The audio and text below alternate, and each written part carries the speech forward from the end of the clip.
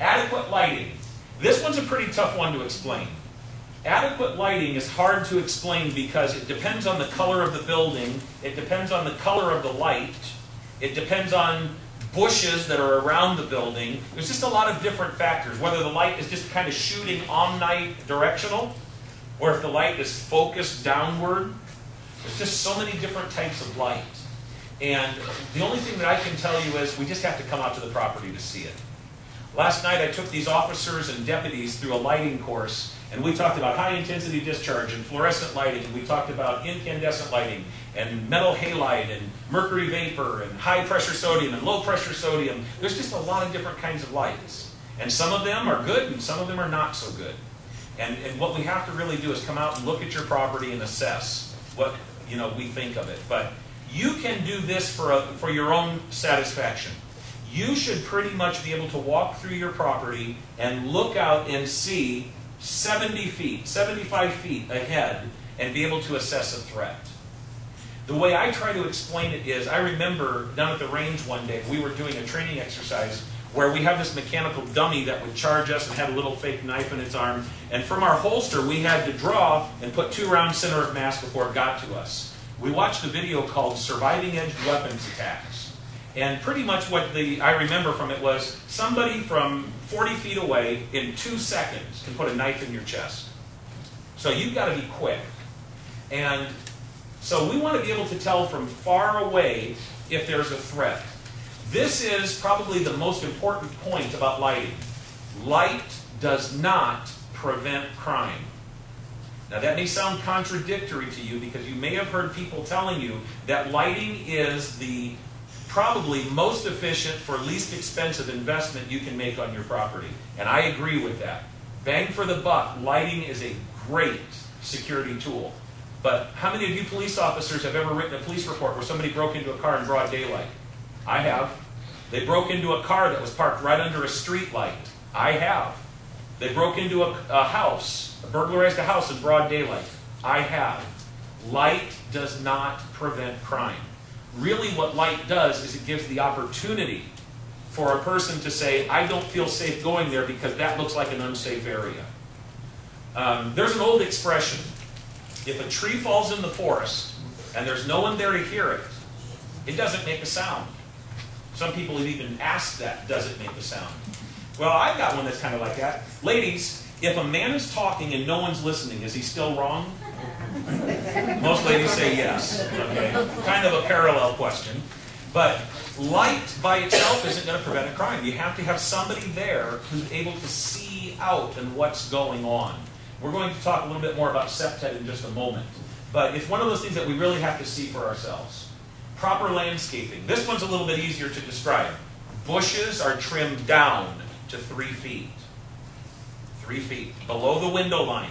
No peeping toms, no burglars. Nobody can hide between the window and the bush.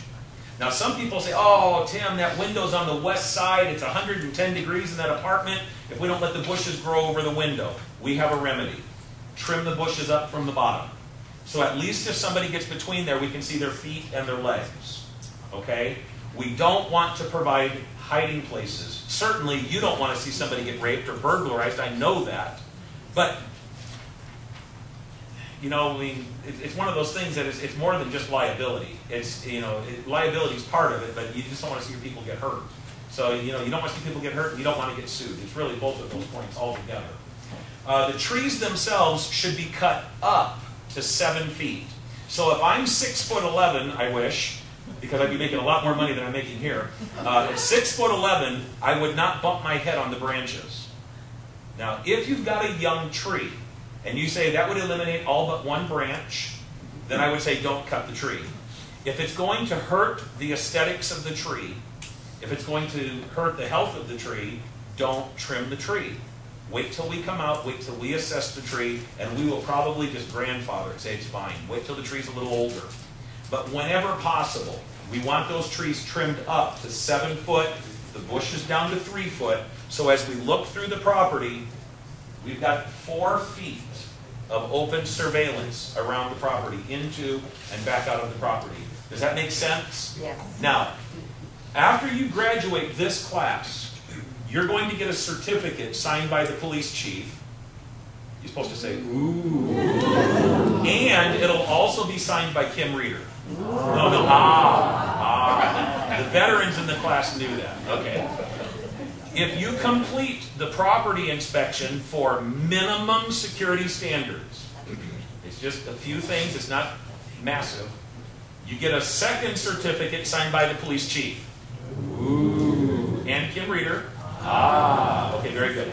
And then, the last thing that we're going to ask you to do is to host a resident safety social event. I don't recommend you call it a crime watch meeting. That's just a pejorative term, okay? It's a safety social event. If you have food there, you make it fun and it's free, you'll probably get some people to show up. Now, do you guys remember the whole reason why I created Crime Free Multi-Housing? It's because people didn't come to these meetings. We were wasting our time. But unfortunately, some of the residents thought, like I said in this morning's class, the big bad police were teaming up with the big bad landlords in dark smoke-filled rooms, plotting their demise, and why don't you have meetings for us? And so that's when I added this component to the program. So they get the chance to have a meeting as well. And for the most part, these meetings we go through the crime statistics. We tell them how many cars were burglarized, how many cars were stolen. It's your responsibility to secure your car. We talk about, just the general overall crime information, pretty much like I did this morning. For those officers that were with me last night, you noticed this morning was almost the same speech I gave last night. Pretty similar. So that's pretty much what we do at the safety social event. Slightly different, but pretty close. After you've completed this step, you're going to get a third certificate signed by the police chief. Ooh. And Kim Reeder. Fabulous. And then you are fully certified as a member of the Crime Free program, and you can tell people, yes, we are a member of the Crime Free program. You will get a gold certificate that is good for 1 whole year. It's like the license plate on your car. It's issued in one particular month, and it expires that same month, 1 year later. Unfortunately, this one is not signed by the police chief. But it is signed by Kim Reeder. So, you'll have that certificate.